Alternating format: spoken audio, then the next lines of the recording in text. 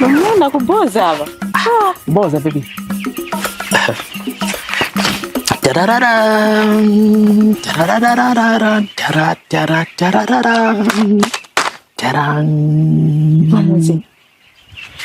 Mamuzi, ngiyanda zonse hizi. What you say? Nasebenza. Mamuzi, you and I both know that simusebenze mwendimo balo overchab. Just tell me come what you say drama is. Baby, okay. Baby, your mother and I sold all the words.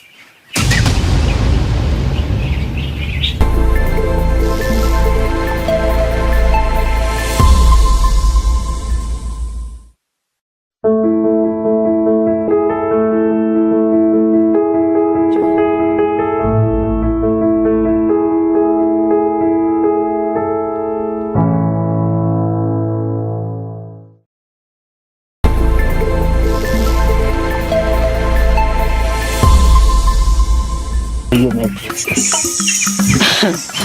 Mwana kuboza aba. Boza baby.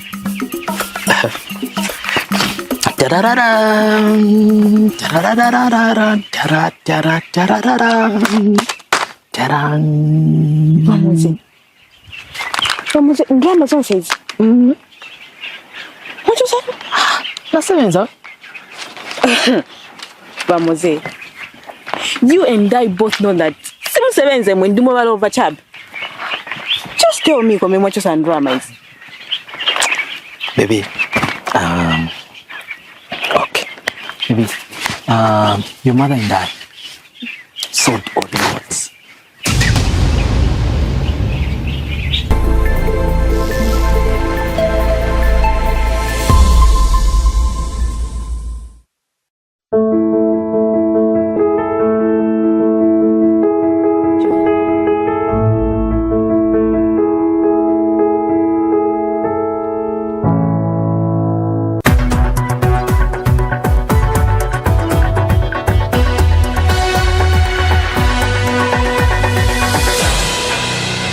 Good evening, Zambia, and welcome to the 18 hours Bmtv main news that owns the moment. You're watching Bmtv on Topstar, channel 114, streaming in real time on Facebook, channel 114, on YouTube as Bmtv Zambia, and also worldwide on www.bmtvzambia.com.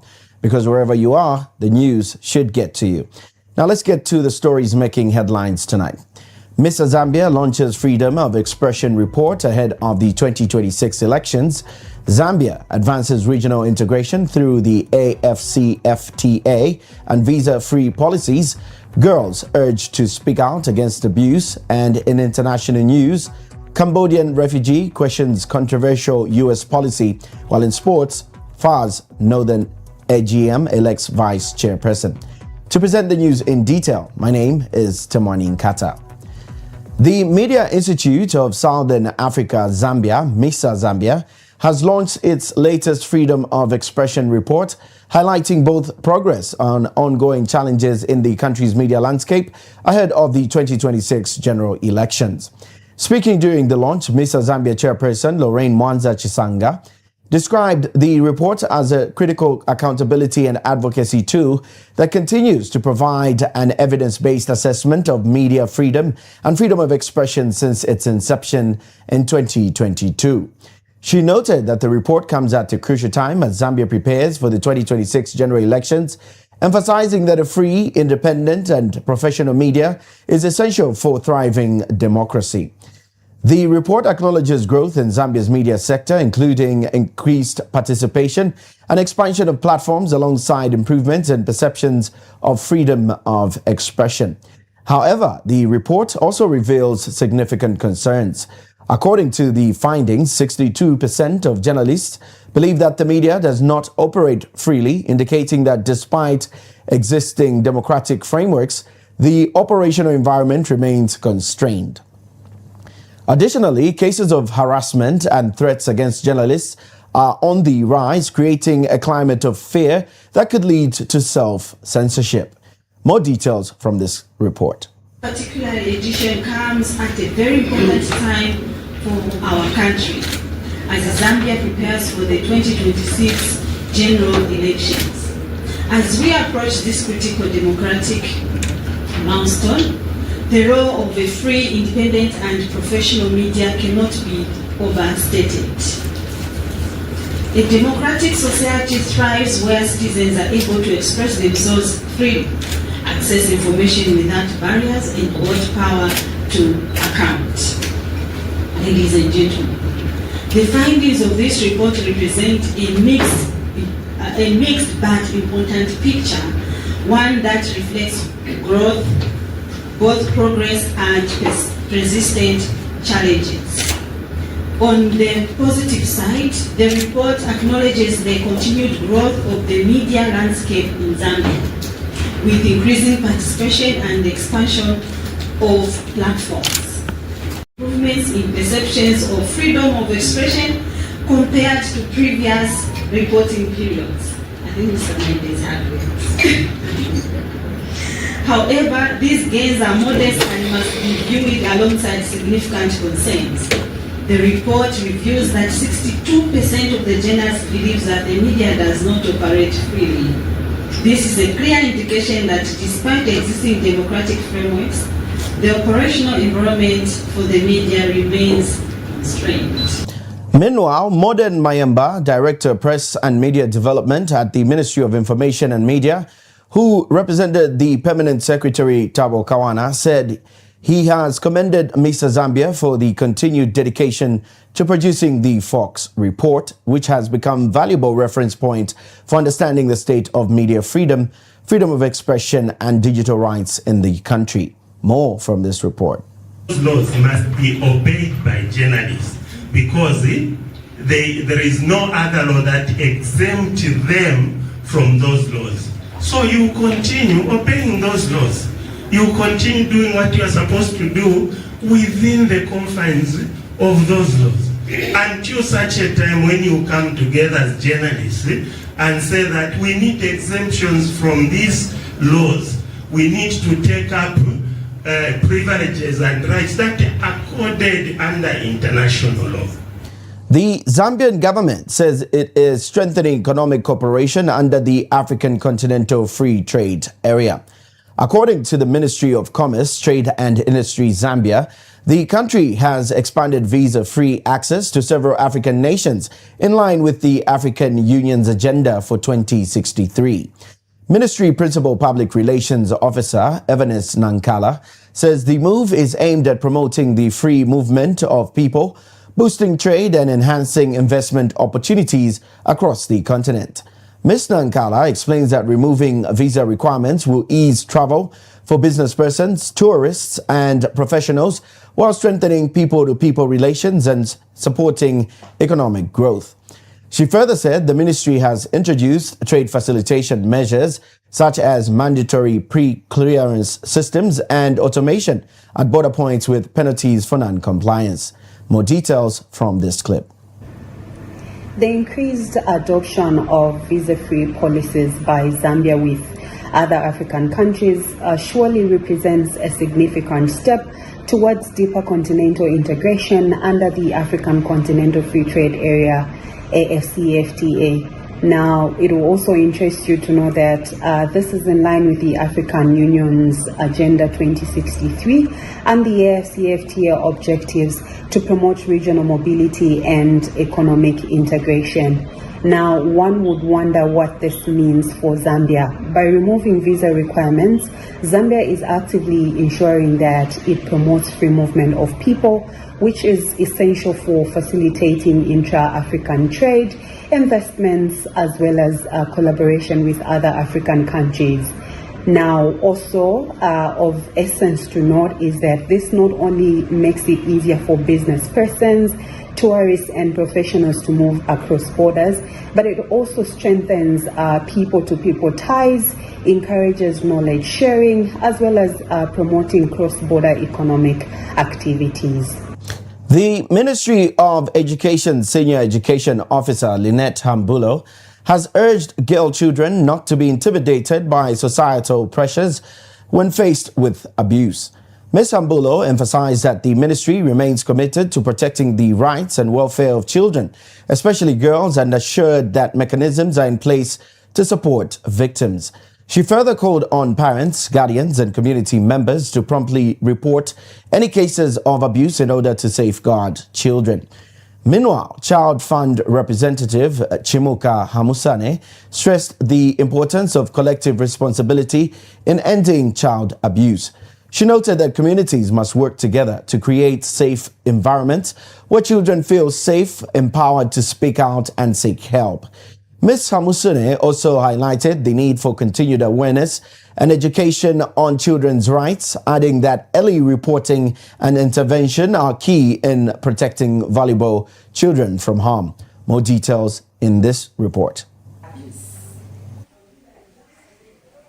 Ensuring that safe spaces for all learners are observed. In Zambia, GBV extensively affects girls' education and future prospects. Therefore, we must act together to ensure that there's zero tolerance for abuse in schools. We must act together to ensure that we create safe environment for our learners. We must ensure that we support the survivors with care, counseling, and justice. Her safety issues, her safety matters, the safety of our girl children cannot be provided by one institution, and therefore we need to collaborate. The partners, the line ministries, different stakeholders, parents, the teachers. Let's ensure that we collaborate to protect our children, to protect our learners, to protect our girls.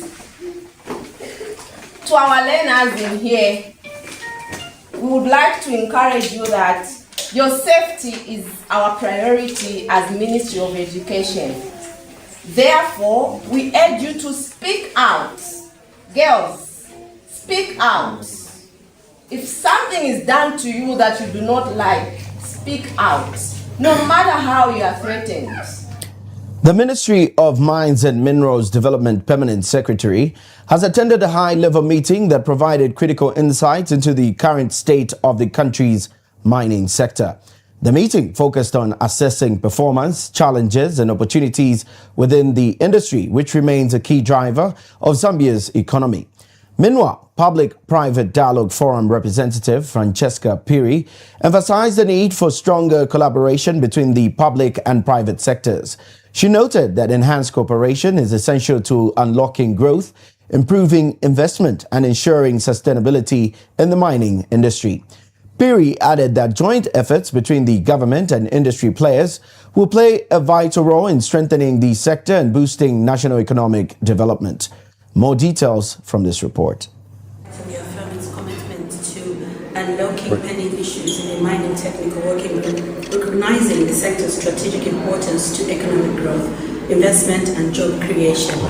Now, through its convening role, the PPDF continues to facilitate structured engagement between government as well as the private sector stakeholders to identify and address key bottlenecks that are affecting the mining industry. Now, these include regulatory inefficiencies, licensing delays, infrastructure constraints, as well as access to finance, which have continued to impact the sector performance. PPDF is working to ensure that these issues are systematically reviewed, prioritized, and where necessary escalated for high-level policy interventions. Now, the forum seeks to strengthen coordination among the relevant ministries, agencies, as well as industry players to support the timely implementation of the agreed reforms. Through this collaborative approach, the PPDF aims to improve the business environment, enhance transparency, and unlock the full potential of the mining sector as a key driver of Zambia's economic transformation. The Ministry of Home Affairs, in collaboration with UNESCO, has officially launched the Zambia Memory of the World Committee, aimed at preserving the country's documentary heritage. Speaking during the launch, the Permanent Secretary, who represented the Minister of Home Affairs, emphasized the importance of safeguarding historical records, materials for future generations. The initiative is expected to strengthen efforts in identifying, protecting and promoting Zambia's valuable documentary heritage in line with international standards that have been set by UNESCO. More details from this report. UNESCO Memorial of the World Committee. Ladies and gentlemen, today marks a significant milestone in our country's journey to preserve, protect, and promote our documentary heritage. As a nation rich in history, culture, and knowledge system, Zambia holds invaluable records, written, oral, and audiovisual that tell the story of who we are, where we come from, where we aspire to go. The memory of the World Program reminds us that documentary heritage is not merely a record of the past. It is a foundation for identity and sustainable development. From the archives and manuscripts to oral traditions and indigenous knowledge, these materials. So potential contribution will be to help identify, because historians were always in the field, we know which archives are there, which materials, and we know the state of it, the condition of it. So we often get involved in preparation or contributing to nomination. Privilege to stand before you today as we mark a truly significant milestone on the official launch of the UNESCO Memory of the World Zambia Charter. Today marks a milestone in our collective commitment to preserving Zambia's documentary heritage for present and future generations. We gather not only to celebrate this launch, but also to affirm our shared responsibility to safeguard the intellectual and cultural memory of our nation. The Memory of the World established by UNESCO serves as a global initiative dedicated to the preservation and accessibility of. We break off for our first commercial and return with international news.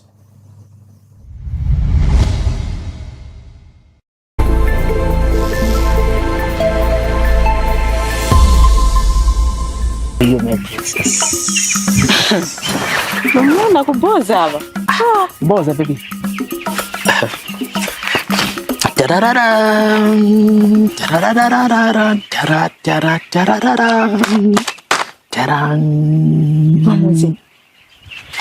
Mamuzi, ngihamba zonke hizi. What you say? Nasebenza. Mamuzi, you and I both know that simusebenze mwendumo balo vachab. Just tell me kwa what you say and drama is. Baby, okay.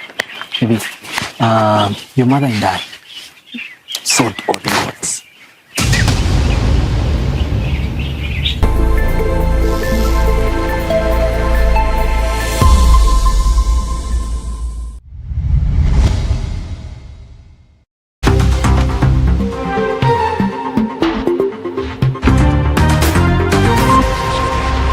Welcome back. You're still watching the BMTV main news at 18 hours. Thank you so much for staying with us. We get into international news. A Cambodian refugee long settled in the United States, ex-convict Hip Rom, remains bewildered at how he wound up behind bars in the African nation of Eswatini for months after being swept up in Donald Trump's deportation blitz. Rome is one of around 20 men in the United States that has been deported to landlocked Eswatini bordering South Africa and Mozambique under a Trump administration scheme challenged in courts and described by human rights advocates as akin to human trafficking. For more details, we monitored Africa News. Ex-convict P. Rom had spent years in the US before ending up detained in Eswatini.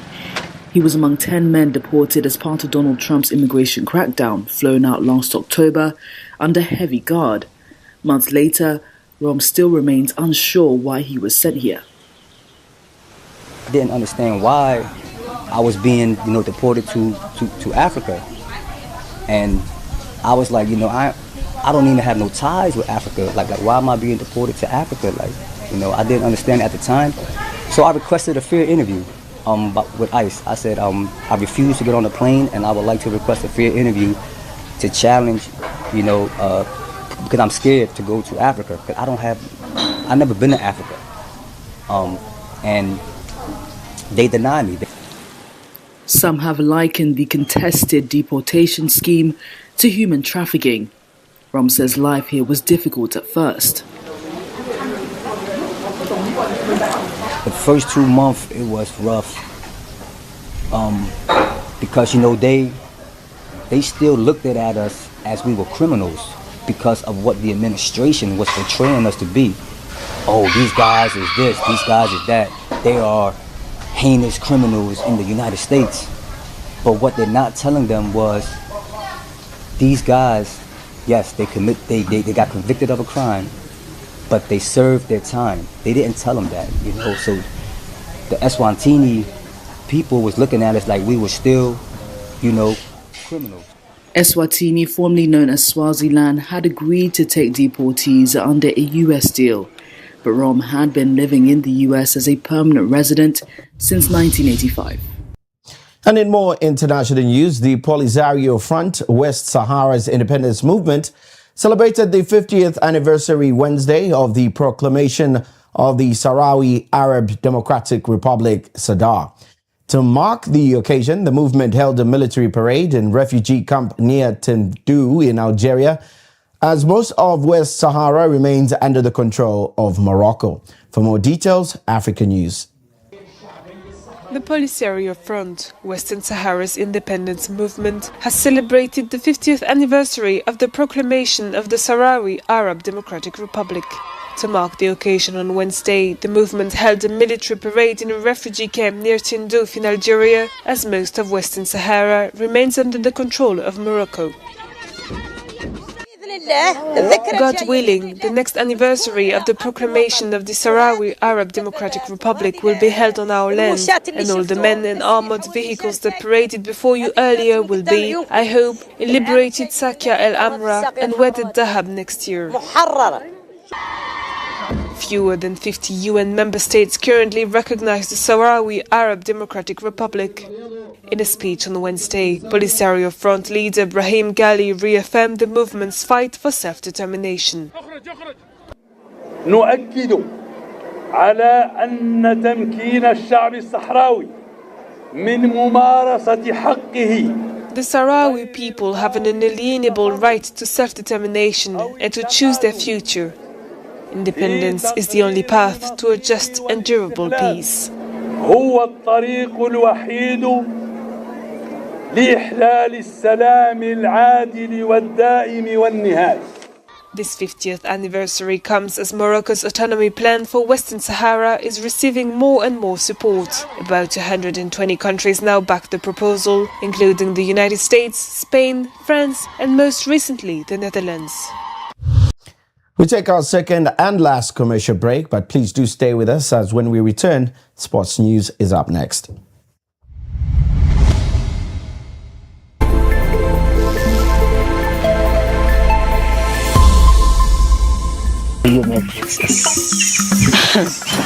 Mwana kuboza hapa. Boza baby.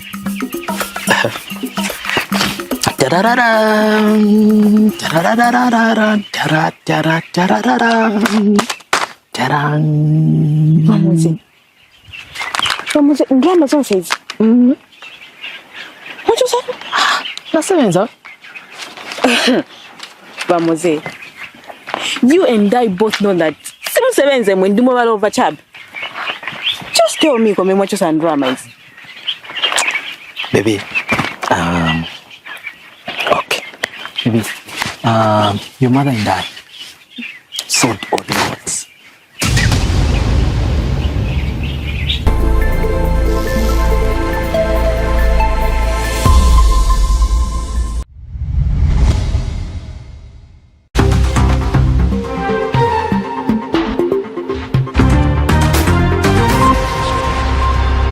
Welcome back, and now for sports. The Football Association of Zambia Northern Province annual general meeting has officially commenced with elections for the vacant position of vice chairperson getting underway early today. 3 candidates are contesting the position: Paul Piri of Chandamali FC, Martin Walia of Kung Fu FC and Xavier's Chimpasha representing Mungwi Young Tigers. Northern Province Chairperson Alik Chikakwa has since guided proceedings by giving each candidate an opportunity to introduce themselves to the councillors and present their vision for the football development in the province. The vice chairperson position is considered critical in strengthening football administration, supporting club structures and enhancing grassroots development across Northern Province. Voting is expected to follow after the candidates' presentations. Well, on that note, we end tonight's news, but before we go, we take a recap on tonight's headlines. Miss Zambia launches Freedom of Expression report ahead of the 2026 elections. Zambia advances regional integration through the AFCFTA and visa-free policies. Girls urged to speak out against abuse. And in international news, Cambodian refugee questions controversial U.S. policy. For sports, FAR's Northern AGM elects vice chairperson. Well, on that note, we end this evening's news bulletin. Be sure to join us for more news tomorrow. This has been Tamani Nkata from our production crew, as well as our reporters. We wish you to enjoy our further programming. Do keep it right here on BMTV. Have a good evening.